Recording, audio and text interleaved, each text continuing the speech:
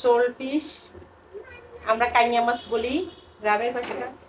এটা নদী ভুনা করলাম, একটু ঝোল ঝোল থাকবে, এটা শুধু পেঁয়াজ দিয়ে করা হচ্ছে।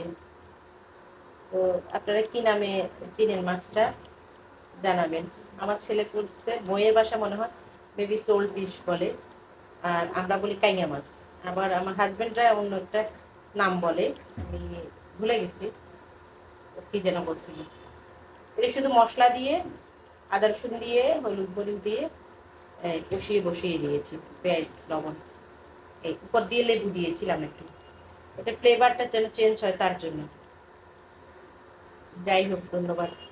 মাথাটা সরু একদম চিকন লম্বা, আর লেজটা অনেক লম্বা, এই যে লেজটা লম্বা বাইন মাছের মতো দেখতে, সাদা কালার, গায়ের রং সাদাটে এই, আর লম্বাটে দেখতে।